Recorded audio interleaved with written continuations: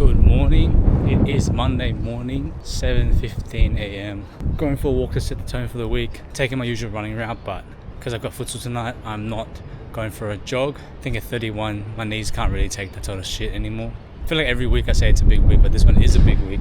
We're down a team member. Yasmin's off on holiday in Japan, and we're launching a couple big partnerships. So a lot of execution and fulfillment. I'll be heads down doing that. And at the end of the week, heading to Melbourne for a number of site visits for another Zonefour pop-up that's going to happen around April. I think one of the big shifts that I've had to start this year is feeling like I'm in control of my own mornings.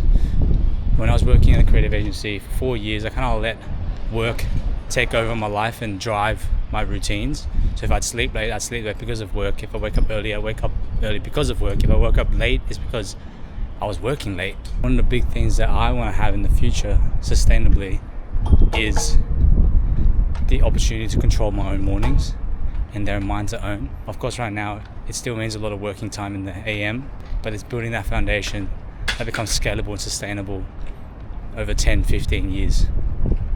But look at this view. It's easy to have your own mornings when the view looks like this. So it's just about 9 o'clock. I've just finished up around an hour's worth of work, and what I'm doing at the moment is the Founder Weekly, so the set of priorities and objectives that I need to achieve by the end of this week. But I also have to look back at last week and what I didn't do. And what I didn't do was build content for my own brand, Compound, and focusing a lot on fulfillment for the other businesses that we manage. I watched a video at the end of last week by Sean, who is an agency owner and an entrepreneur that I want to model my business after. And he said something that was really profound for me, which was the biggest client that you serve is yourself. And yourself being not just Compound the business, but myself as a personal brand, as a personality, as someone that is supposed to be a person of influence in the space. And if I'm not looking after myself, I'm not actually looking after the rest of the business. And I feel a little bit disappointed in myself for that, because I understand that that's important, but as soon as fulfillment hit, I turned my priorities to looking after the other businesses. This week, I'm reinserting the stuff that I was supposed to do last week and adding stuff on top. This vlog will be an indication of whether I got it done at the end of the week or not. But honestly, you can just start. You can start with that. Like, just start with that. Maybe just post postcards first. Newer to me, and the best way to do that would be just to go month by month. Got to the office, one deep work block down. Gonna jump on a call to explore the Japanese collaboration for Zonefour that happens in March. And then we have another deep work block before heading to futsal. Tom and the crew, which is a cast of Australian-based creators, will be heading to Japan from the 5th to the 15th. Good Monday, time for some futsal, head home, relax, go to sleep early, and train tomorrow morning.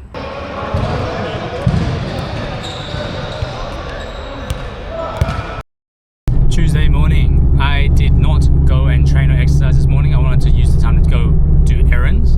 But frustratingly, the errands did not pan out, so I ended up driving around for an hour and wasted a whole bunch of time. And I think that's the stuff that really throws me off during the morning or during the course of a day or whatever it is when it is time not well spent.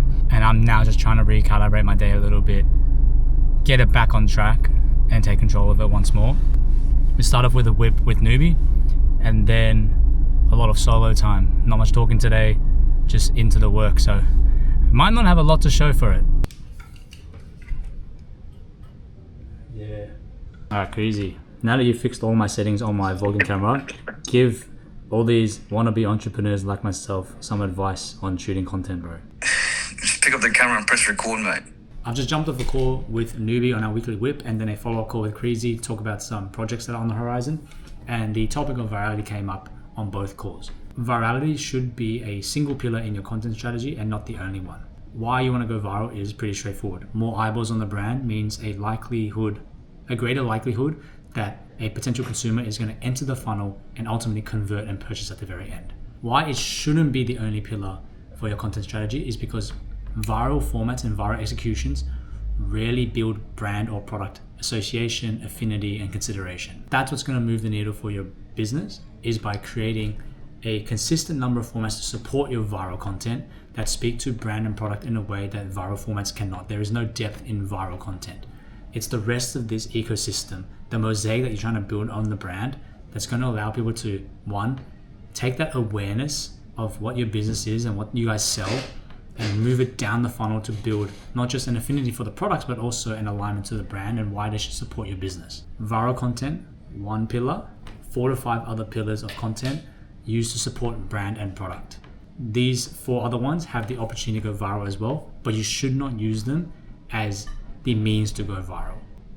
Right, so you don't really care about retailers. You actually care more about selling through the website. So when I left, that was a rehearsal. Yeah. Right. Just spent the past hour tying up some loose ends that I wasn't able to get to today. Time to stretch, head to bed, and I'm going for an early run tomorrow. Good morning. Just did a 5k loop down through Panorama Park back home. It's 6:30 in the morning. I'm pretty stoked I've run a PB, and it's my 10th ever measured run on Strava. I'm gonna get ready, head to the dentist, and then off to a shoot. Solution for OEM cars that are still driven on the street and go to the track. I just got them back into the office after the shoot. It's very rare that shoots go to plan and you run on schedule because there's a whole bunch of intricacies, retakes, any teething issues that come up during the filming.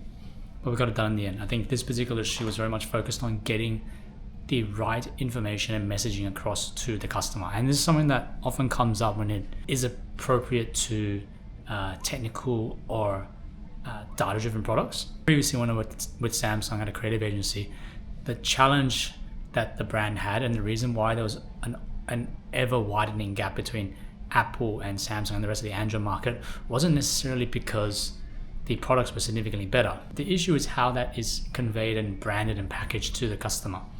Apple sells an experience, Apple sells a way of living and a way of thinking. Android and all these other brands sell technicalities, features, and what the product comes with. At the end of the day, marketing isn't about selling how good the product is, it's about selling outcomes and problem solving, regardless of whether it's a product or a service. What does this product or brand do for you as a consumer? If you can solve that problem, a pain point that they have, or a particular outcome that they're looking for, that's what's going to get people across the line. I mean, you can probably say like, I might need to pivot a bit given the timing. So I feel like you can definitely, I can go back to them and say, we can run the hero clip, we can run the technical ones. It's time to create some content. Kind of set it up over there, turn the ring light on, place it on the shelf, and punch through a few bits of informative educational content. Dude, that was straight struggle street. I think I spent an hour and a half just trying to talk to the camera while I was mounted on the wall and just felt so artificial. Whereas I feel like I'm significantly more comfortable trying to hold this camera and using it as if I'm having FaceTime with a friend. And you can tell the difference in the tone of voice that I have, the mannerisms that I'm carrying. So what I did was I filmed 3 pieces. I don't think I was too happy with any of them watching them on playback. So I started filming the first one again, just holding it on this selfie stick and talking to camera. And I immediately felt much better doing that. So I've pretty much wasted an hour and a half, 2 hours of my afternoon. I wouldn't say it's wasted. I was just a big learning of like what I should be doing versus what doesn't feel natural to me. Anyway, on the way home now, I'm gonna call Rico from Ben 3 on the way back because he can't make the whip tonight. Jump on the Zonefour whip, relax, and then Thursday's tomorrow.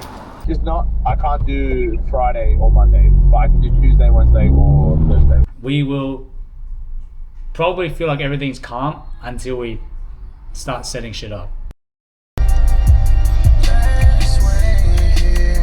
Good morning. It is Thursday. Train this morning. I've come in. We're supposed to run a few errands, but those plans have shifted.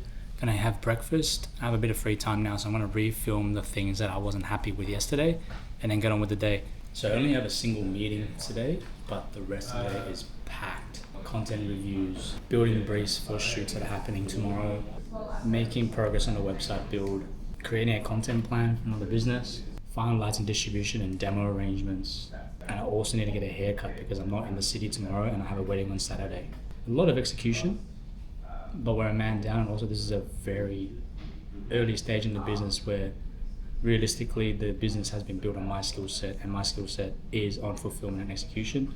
I think business development and trying to grow the business isn't something that I have enough capacity for to really focus on at the moment because there just isn't enough resource to get it done. It is a focus as we get towards the back end of the year, but I just want to make sure that we're good on fulfillment first, building up the systems and processes so that the team can come on board and take over that work, and allows me that capacity to go and think about how we progress and evolve the business over the next 18 months. And this morning I actually have to finalise the itinerary for our Melbourne site visit trip tomorrow. The businesses I want, and I don't think like being performative to get another one, it's going to give me the businesses I want anyway. Miss you guys. Yeah, I think it was last week, the week before, just there was. On the way to get a haircut, but think about why someone would like to purchase from. I filmed it yesterday, cut it up this morning during that spare time, and I've put it up today, and I'm pretty proud of myself. Put myself out there, not for entertainment, not for humor, not to be cool or anything, but to share value, and that's been super intimidating. Just trying to be. And that, like, trying to be someone that is valuable in a space that is dominated by a whole bunch of people with a whole bunch of information and knowledge. Inserting myself into the conversation is pretty intimidating, but deep down I know that the value I have is beneficial to the market that I'm serving. So if you're not following Compound Grand Prix on Instagram, give it a follow. My customer did it. Charge me $40. That's so cheap. Had a pretty relaxing evening after the haircut, to be fair. Spent a bit of time with Jenny, and I'm just doing a bit of admin and setup for tomorrow because I'm in Melbourne. 7 site visits. We fly at 7 a.m. and we arrive back in Sydney at like 9 p.m. It's gonna be rough, but needed. See you tomorrow. We have 7 locations to go to today. Yes, sir. We haven't even done the first pop-up, which is happening in 2 weeks. But it's really important that we lock down a really good location in the city that we don't know. Things that we think about when we're trying to find the ideal pop-up location: proximity to other things that are appropriate to our key market. So yes, we have a lot of Asian Australians that are going to be coming to this event. Are the things around it attractive to them? We don't want this place to be a location where they come in for a little bit and have to go commute somewhere else. It messes up their day, their rhythm. We want to make it a seamless experience where possible. The second thing that we're thinking about is the appropriate floor plan space. We want a spot that is large enough for a bit of walking around, but not too large where it feels empty inside. I think it's a combination of energy and safety. Those are the things that we're looking for. 3 is obviously something that's more tied in intimately to the brand. Is it the type of energy that we want to portray as a business? Does it adhere to our brand guidelines? Does it exude the energy that we're looking for as a Zonefour brand? These things are all packaged up together based on price. You don't need to know what that price is, but that is that is definitely a consideration that we have, but it is not the thing that we microanalyze on. At the end of the day, if the location is right for the event, we place that as a priority over the money that we're going to spend, because at the end of the day, the money that we spend to a good experience that's going to give everyone a good time is going to come back into the business through additional support, loyalty, and ultimately sales.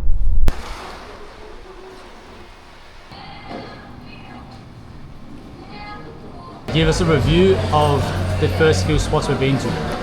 The first few spots, number 1, Newtown AF. It's a great layout, but my ice cream is here. Fuck the reviews. Review the ice cream, bro. Live matcha review. The way you ate that was questionable. It's pretty good. I kind of like Eat it like that a bit more, bro. You reckon you're gonna fit the whole thing in my mouth? Including the cup?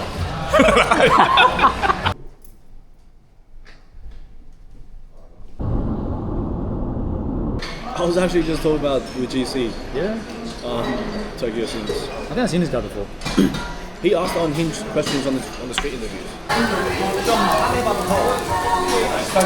We are home now. It is currently 10:52.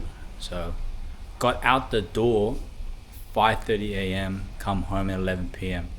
I'm absolutely fried. Had a really good Korean barbecue though out in Eastwood. I'm not sure what's gonna happen tomorrow. I might try to do a little bit of work, but we have a wedding.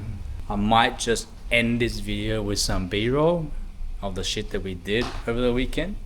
Hope you guys enjoyed the vlog. It was a very productive week. Had some good news come through with the shoots that we did today back home in Sydney as well. All positive stuff, and I feel very good about the momentum that we're building at Compound. See you next week.